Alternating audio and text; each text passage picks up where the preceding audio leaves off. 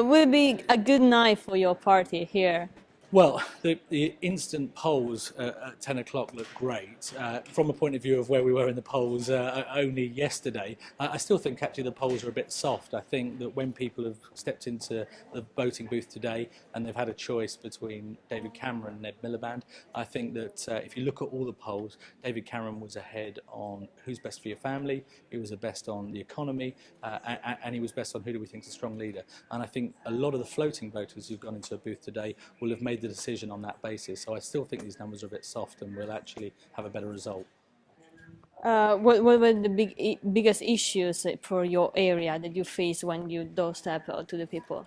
Well, the funny thing is you've got a combination of the national issues, and obviously people get a lot of focus in terms of what are we doing around healthcare, what are we doing around getting the economy right. These things are obviously hugely important. But actually it's also, they always talk about the 650 seats being 650 mini elections, and they are that. So in Brent North we've got issues about things we're taking the council to task with. We've got issues around what's happening in North London, issues around cycling and transport. So you get different issues in whatever area you're in, and an important part of your campaign is to keep a view on the national view, but also to keep a view very much on what's going on locally and the things that really affect people in the area, and trying to get the blend of those when you put your campaign together. What do you think about the main problems that they say the students and young people are not so attached to politics as they should be? What do you think about it?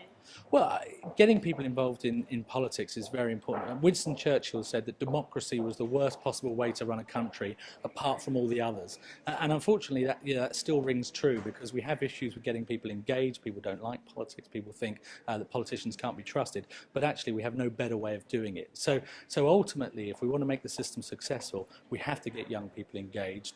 We have to teach them differences between the political parties, help them to go out and make those choices. But we also, as political parties, need to learn how to address those concerns. I think we do too much fighting with each other about big issues that we think are important, and miss a lot of the issues that voters think are important at the ground level. So trying to get that blend right is going to be an important part of how we get people re-engaged.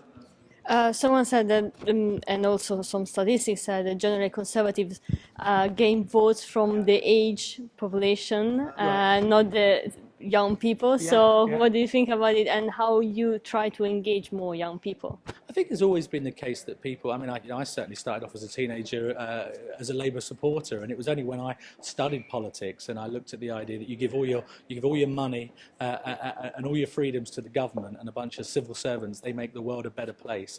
That didn't work for me. I think for some people it's later on when they believe that the government should spend all the money, and it's only later on when they start to pick up the bill for the government spending all the money that they start to see some of the problems with that. So I think there are different ways that people move to the Conservative Party over their life, and it definitely is the case if you look at any of the trends that younger people do tend to be more to the left and the older generation do to be more to the right. And I think that's part of picking up experience, as I say, paying the bills, seeing what actually works.